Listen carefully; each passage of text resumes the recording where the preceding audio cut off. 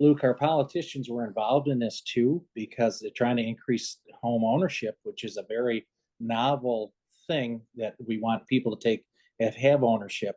But that incentivize, they changed the rules for Fannie Mae, et cetera, to allow these things. Hmm. And they're normal. The first investment property that I purchased, I had to have 30% down, and I had to produce 3 years of my personal income tax returns. Plus, I even had to show where the money came from for me to make the down payment. Hmm. Had to show Hmm. verification, and that's how stringent it was. And the first property that I purchased, I was very fortunate to get a mortgage on a note at 16.5%, and that Wow. was and that was the only place even in our area that was even loaning money on investment property. And Hmm. then I remember refinancing that down to 12%, and I thought I had won the lottery. Mm. But that's the difference now. And that the story goes that back then, if you could make hold a mirror up and make a breath, you got a loan. Yeah, ninja loans, no income, no Yeah, job. Yeah, yeah, yeah, yeah. exactly. That's how much. But Approved. that was fostered by Congress too. Hmm. It was all they were Yeah, all. yeah, exactly. One of the things I hear often from people that are trying to wrap their head around Bitcoin, trying to wrap their head around what the problem is, often what happens is that people want to replace the people in power with new people in power. Typically with Mm-hmm, folks that are lower in agreeableness and higher in empathy, let's say, typically lean more mm-hmm, towards a left political spectrum, and so they tend to they tend to trend towards minorities and ethnicities that haven't been in power before and everything. And so, the more left-leaning folks want to cycle out the current people in power, politicians, old white men, quote unquote, with people of different ages, sexes, or ethnicities. And likewise, the people more higher in agreeableness, lower in agreeableness, and a different set of personality traits. Those folks tend to be much more conservative, and they want to keep the similar politicians. They want less regulation, everything. And so what we have are these two spectrums basically of political disagreement.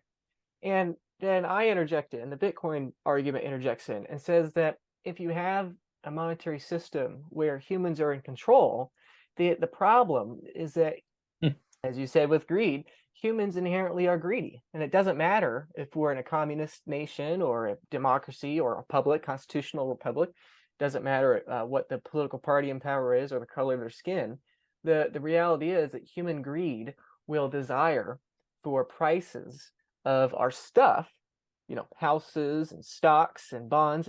We want the prices to go up, no matter who we put in power. Eventually, whether it's a small board of individuals or it's centralized out to the entire nation, mm-hmm, we always will vote people in power to corrupt the money because we have that greed. We want that to happen. And so going back to 2008, well, what happened? What should have happened would have been a complete banking crisis. This is a mm-hmm, rabbit hole I won't go down into, but we were very close to a complete mm-hmm, banking crisis. JP Morgan, every other bank would have been another Lehman Brothers. The Lehman Brothers collapse mm-hmm, would have just continued bank after bank after bank after bank in 2008, 2009 if Ben Bernanke had not stepped in with the Troubled Asset Relief Program and inject a whole bunch of liquidity into the mm-hmm, system, because all this debt had been built up over the previous years and decades, and all that had to unwind. Because, like you said, when there is this discrepancy between reality and prices, that mm-hmm. eventually has to come back down to earth, just like a tulip bubble or any other mania. Right, Even if right. it's something safe like low risk,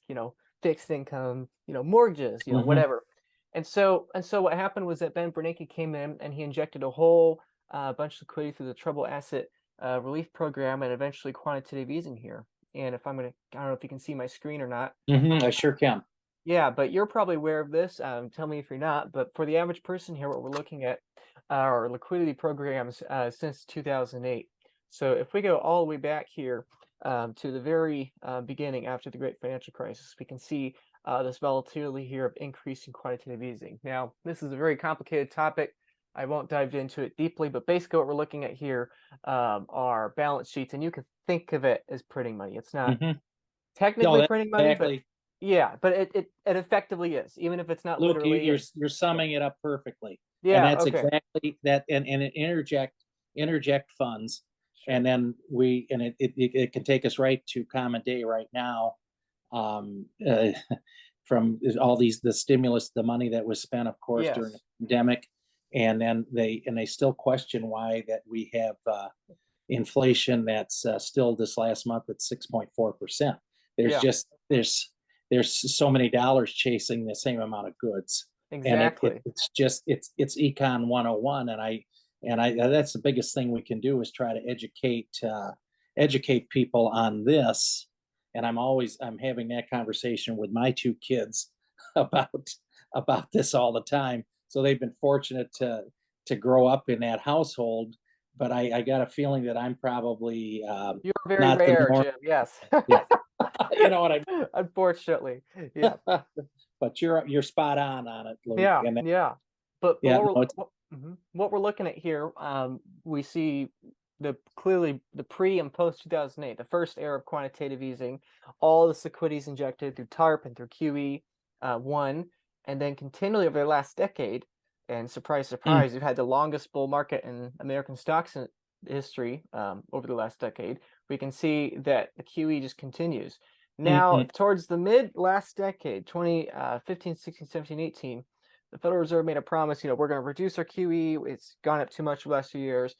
But the problem is that when you begin to reduce liquidity, all these banknotes and all these funds, eventually they go down at an exponential rate. And so eventually, late 2018, 2019 or so, we had to interject. Now, um, thankfully, from a liquidity perspective, we had a major crisis that could justify um, flooding the system with money, to put it in the Federal Reserve's terms. And so we have this massive spike here in 2020 with the mm, lockdown, pandemic, and everything. mm, It continues. The rate continues to go up even after the lockdowns are lifted. And now what we've had last year is liquidity is being sucked out of the system. And that's why there seems to be this larger and larger threat of recession. That seems to be why there are all these threats of everything. Because when you have less money in the system, you cause the relative value of debt to go up against assets and everything. And so we have this more or less like constraining of everything that's happened.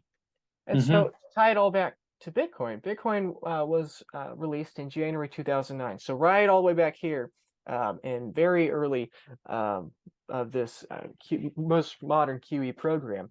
And the basic story here was that no, it was not 2008 crisis that caused it, Jim, but that just happened to be the time at which Satoshi Nakamoto, which I'm not sure if you're aware that is, but that's the person or persons that right. created the algorithm that today we call Bitcoin, or the system protocol that we call Bitcoin. And most people don't know this, Jim, but Bitcoin had been in development for about 40 years. Nikola Tesla, 1900 engineer, by the way, Hmm. was Hmm. the first person, at least I can find, that predicted Bitcoin, at least to some relative accuracy. And then Henry Ford was next in 1921. He actually tried to make it, but he couldn't for reasons I won't get into. But then really from the 70s, 80s, 90s, early internet days, there were these people out there called cypherpunks that were trying to create Bitcoin.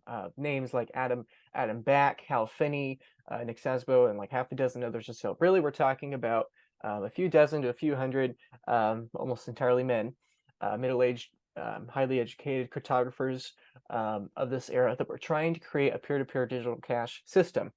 Adam Back, who's alive today, Hal Finney unfortunately is not, but Adam Back is alive today. He was the person that created Hashcash, which is a predecessor to Bitcoin. Hashcash failed, but the difference between Bitcoin and all of its attempts before, its dozens of attempts before Bitcoin, the difference with Bitcoin was it was entirely free, and it was entirely volatile with the demand of the free market. So the problem with Hashcash or others similar to it basically was that it couldn't adjust with the free market, and it was trying to peg value to a currency unit within that system. Sure. And so what Satoshi figured out brilliantly was that we can't do that. It has to stop. It has to be completely detached, and it has to be volatile with the demands of the free market. The best metaphor I could give would be, if we said that every bar of gold has a fixed peg amount of value of everything else, it would not work. because as soon as someone somewhere trades it below that, it's like a bank run. It's a Ponzi scheme. It collapses. It falls apart. You have to have it be a commodity out there just floating around that's price is volatile along with demand. It has to be volatile both upwards and downwards. And this, for example, is one of the reasons why Bitcoin can crash 80, 90, 95% and has before and come back just fine in like a matter of a couple of years. You don't see that with any other asset or any other system for that reason. So all the predecessors to Bitcoin failed for a wide variety of reasons. That's just one of the reasons. And I know for the people that are technically minded, I'm like really glossing over nuance here, but for the sake of No. example, So you'd say, look, the marketplace then actually decided that that would be the one that won out. Because yeah, my question is that I've read that like China has thought about making a digital currency. India has, and they haven't been able to do this because it's the free market will decide which who's the winner is going to be, correct?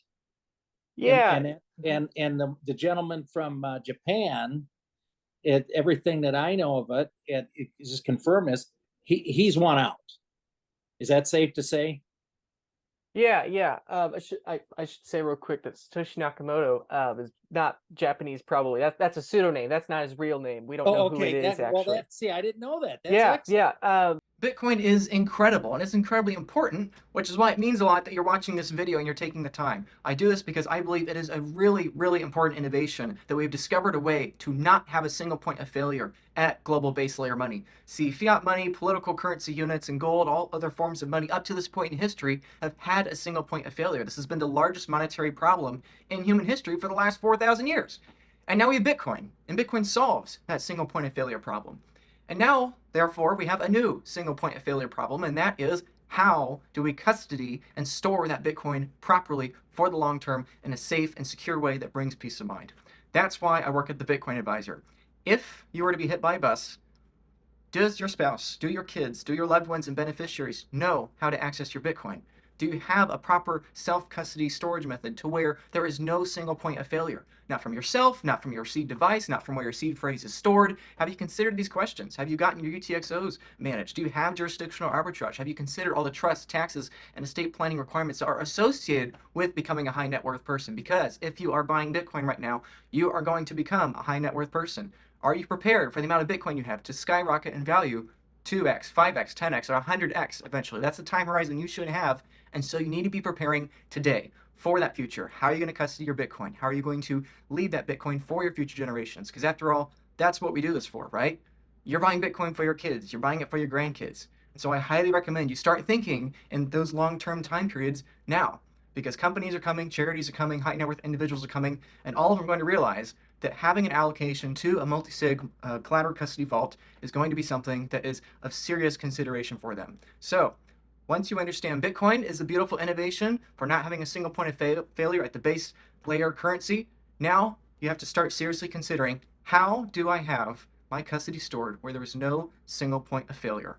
Okay, if you want to learn more about that, please click the link in the description. I have dozens of pages of free educational content for you and videos. I'm happy to help in that free way. And then if you want individual help, I'm also happy to help you join the Bitcoin Advisor, where you can be an ongoing client. You can become one of my clients, and I'd be happy to help you in the years to come to make sure your Bitcoin's protected, to where no matter what, no matter if thieves or scammers or spammers or yourself or your family member or whoever, no matter whether it's due to theft or loss, misallocation, misplacement, or just other mistakes, I'm happy to help you and be that voice of reason in the coming years ahead. So click the link in the description. I'd be happy to help. Check it out. Thanks.